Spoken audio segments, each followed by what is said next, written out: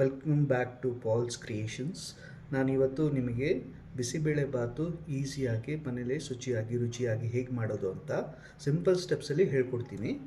ನೀವು ಮಾಡಿ ಎಂಜಾಯ್ ಮಾಡಿ. Thank you.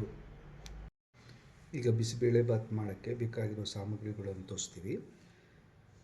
1 ಲೋಟ ಅಕ್ಕಿ, 1 ಲೋಟ ಬೇಳೆ, ಬೇಕಾಗಿರುವ ತರಕಾರಿಗಳು,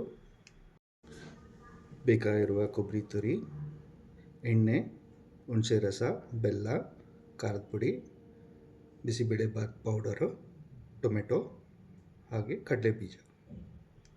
ಒಗ್ಗರಣೆಗೆ ಬೇಕಾಗಿರುವ ಐಟಮ್ಗಳು: ಸಾಸಿವೆ, ಬ್ಯಾಡಗಿ ಮೆಣಸಿನ್ಕಾಯಿ, ಇಂಗು, ಕರಿಬೇವಿನ ಸೊಪ್ಪು, ತುಪ್ಪ.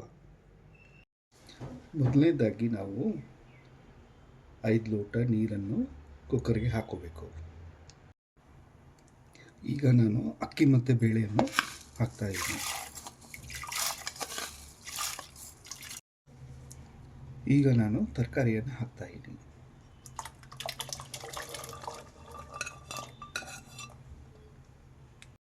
ಈಗ 1 ಚಮಚದಷ್ಟು ಅರಿಶಿಣವನ್ನು ಹಾಕ್ತಾಯಿದ್ದೀನಿ.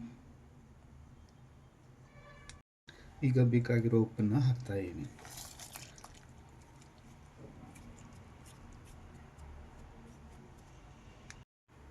ಈಗ ಟೊಮೆಟೊವನ್ನು ಹಾಕ್ತೀನಿ.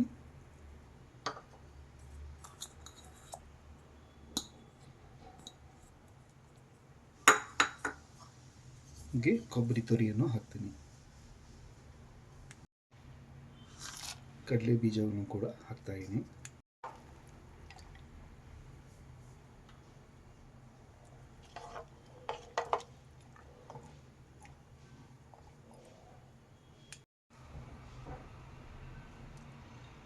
ಈಗ ಬಿಸಿಬೇಳೆ ಬಾತ್ ಪೌಡರ್, ಮನೆಯಲ್ಲೇ ಮಾಡ್ಕೊಂಡಿರೋ ಬಿಸಿಬೇಳೆ ಬಾತ್ ಪೌಡರ್ನ ಹಾಕ್ತಾಯಿದ್ದೀನಿ.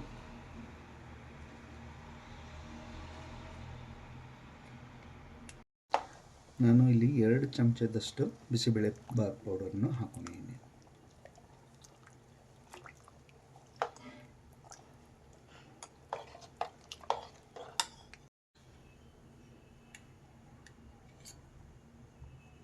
ಒಂದು ಟೀ ಸ್ಪೂನಷ್ಟು ಖಾರದ ಪುಡಿಯನ್ನು ಹಾಕೊಂಡಿದ್ದೀನಿ. ಬೆಲ್ಲವನ್ನು ಹಾಕ್ತಾಯಿದ್ದೀನಿ.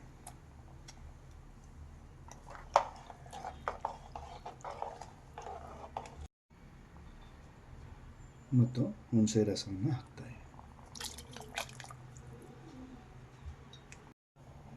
ಈಗ ಒಂದು ಕುದಿ ಬಂದಮೇಲೆ ಕುಕ್ಕರ್ ಲಿಡ್ಡನ್ನು ಮುಚ್ಚಿ 6 ವಿಜಿಲ್ನ ಕೂಗಿಸ್ಕೋಬೇಕು. ಈಗ 6 ವಿಜಿಲ್ ಓಡಿಸಿ ಬೇಯಿಸ್ಕೊಂಡಿದ್ದೀನಿ ಎಲ್ಲ. ಈಗ ಉಪ್ಪು ಖಾರ ಹುಳಿಯನ್ನು ನೋಡಿಕೊಂಡು ನಿಮಗೆ ಉಪ್ಪು ಖಾರ ಹುಳಿ ಇನ್ನು ಬೇಕಾದರೆ ಹಾಕೋಬೋದು.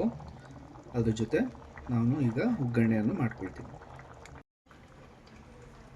ಈಗ ಪ್ಯಾನ್ಗೆ ಒಗ್ಗರಣೆ ಮಾಡ್ಕೊಳ್ಳೋಕ್ಕೆ 1 ಚಮಚದಷ್ಟು ತುಪ್ಪನ ಹಾಕ್ತಾಯಿದ್ದೀನಿ.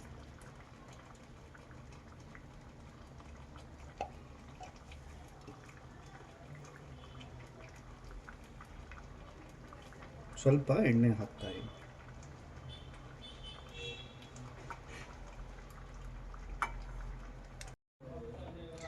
ಈಗ ಸ್ವಲ್ಪ ಕಾದಿರೋ ಎಣ್ಣೆಗೆ ಸಾಸಿವೆ ಮತ್ತು ಹಿಂಗನ್ನು ಹಾಕ್ಕೊಳ್ತಿದ್ದೀನಿ.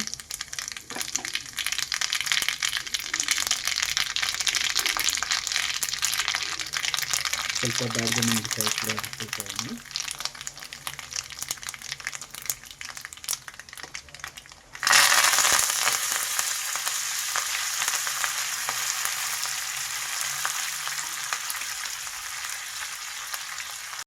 ಕರಿಬೇವಿನ ಸೊಪ್ಪನ್ನು ಕೂಡ ಹಾಕೊಂಡಿದ್ದೀನಿ. ಚೆನ್ನಾಗಿ ಫ್ರೈ ಮಾಡ್ಕೋಬೇಕು.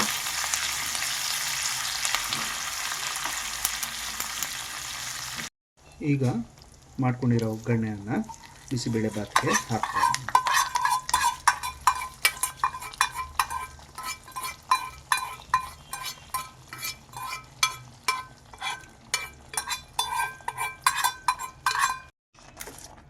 ಈಗ ಮಿಕ್ಸ್ ಮಾಡ್ತಾಯಿದ್ದೀನಿ.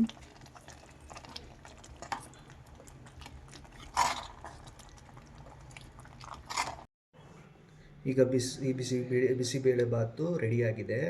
ತಿನ್ನೋದಕ್ಕೆ ನಾವು ರೆಡಿಯಾಗಿದ್ದೀವಿ.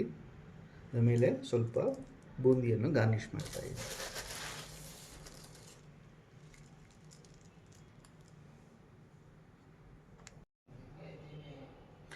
ಈ ವಿಡಿಯೋ ನಿಮಗೆ ಇಷ್ಟ ಆದರೆ ಲೈಕ್ ಮಾಡಿ, ಸಬ್ಸ್ಕ್ರೈಬ್ ಮಾಡಿ. Thank you.